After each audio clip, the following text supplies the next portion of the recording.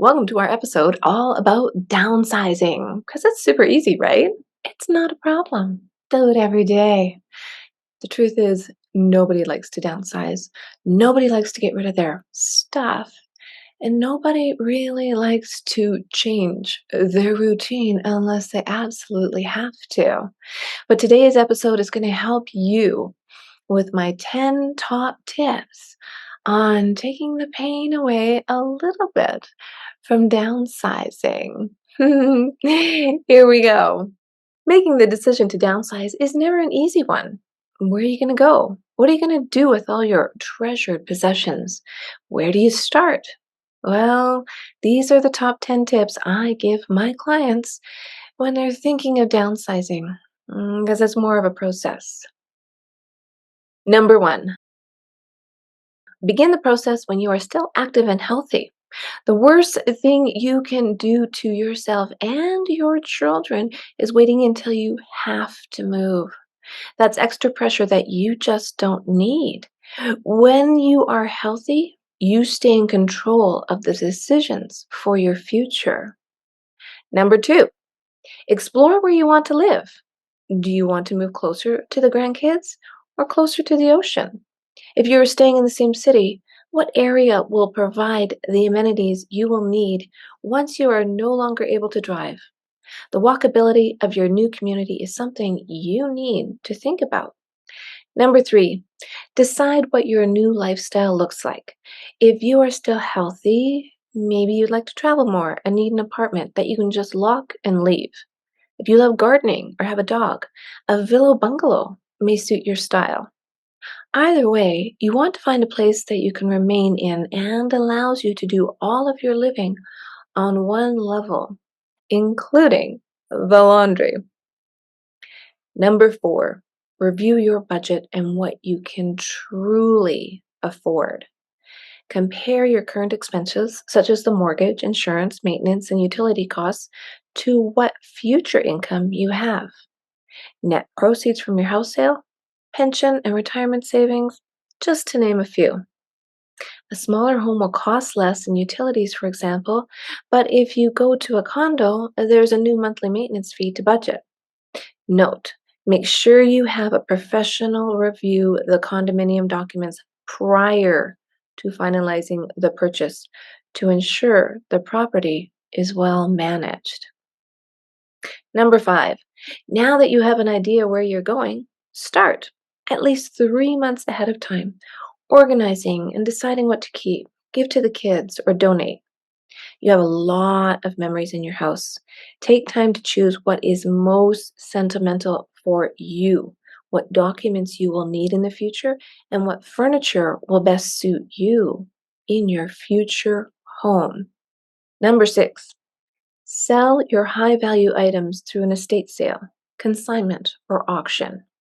This is another option and can take extra time. You should begin this process sooner rather than later, especially if you don't have children to pass your good fortune on to.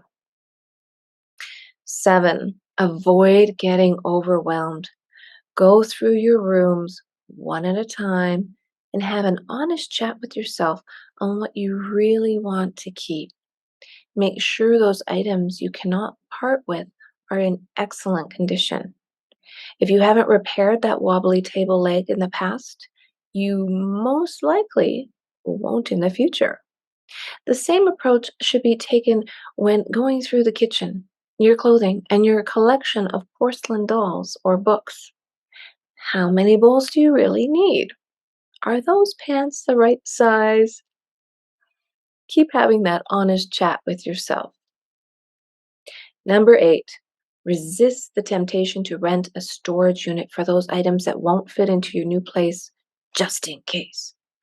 The storage unit will be an added expense over time and probably cost the same as replacing the items you are storing in the unit.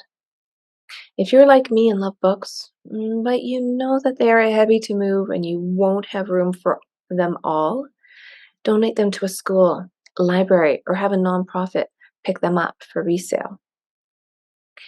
Number nine, don't wait until you are fully organized and your house is empty before putting it on the market. That's why you hire professionals to help you out. A realtor, one who is willing to assist you in preparing your house, staging, and getting it ready for photographing, can give you expert guidance. They can usually provide recommendations for hiring licensed electricians, plumbers, lawyers, movers, and other professionals you will need to assist in the preparation and sale of your house. This is of ultra importance, especially if you do not have any local family support to help you with these details. And number 10, remember, a house is not a home. It is where you hang your hat. You are the most important part of the house and you have made it your own. Moving is emotional and personal experience and it's difficult to let go. That's natural. Memories move with you wherever you roam, and that is your home. And by the way, I've been in your shoes actually a few times. I gradually downsized a number of times, and I did it very purposefully. I did it first when my son left for university, and then I did it again when I moved cities to help take care of my parents. And I'll do it one more time when I finally reach the stage where I retire.